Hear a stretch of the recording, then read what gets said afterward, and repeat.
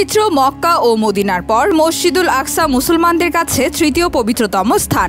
মসজিদুল আকসা মুসলিম উম্মাহ হৃদয়ের স্পন্দনের নাম। মক্কা মদিনার পরে এই মসজিদের নাম শুনলে মুসলিমরা যতটা আপ্লুত হয়, অন্য কোনো মসজিদের নাম শুনলে ততটা হয় না। এটা মুসলিম উম্মার প্রথম কিবলা।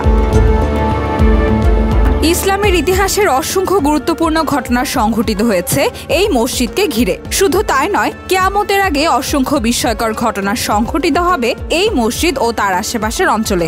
মসজিদুল আকসা মুসলিমদের জন্য অনুপ্রেরণার নাম। মসজিদুল আকসার কথা ভাবলেই মুসলিমদের স্মৃতিপটে ভেসে ওঠে খলিফা ওমর রাদিয়াল্লাহু আনহু ও সালাহুদ্দিন আইয়ুবীর গৌরবোজ্জ্বল বিজয়ের ইতিহাস।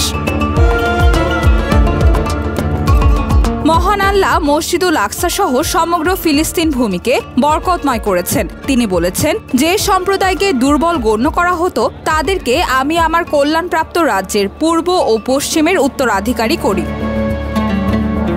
পবিত্র কোরআনের মতো হাদিসেও আল আকসার মর্যাদাপূর্ণ বৈশিষ্ট্য উল্লেখ করা হয়েছে।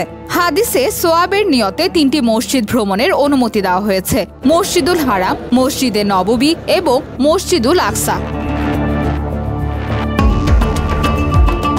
প্রতিটি ধর্মে কিছু পবিত্র বিষয় ও স্থান রয়েছে যেগুলোকে তার অনুসারীরা সম্মান ও মর্যাদার চোখে দেখে আর তা রক্ষা করাকে নিজের দায়িত্ব মনে করে। ইসলাম ধর্মেও এমন কিছু পবিত্র স্থান রয়েছে যার প্রতি সম্মান প্রদর্শন করা এবং সম্মান রক্ষাকে মুসলমানরা তাদের ঈমানি দায়িত্ব মনে করে, আর মসজিদুল আকসা সেগুলোর মধ্যে একটি মর্যাদাপূর্ণ।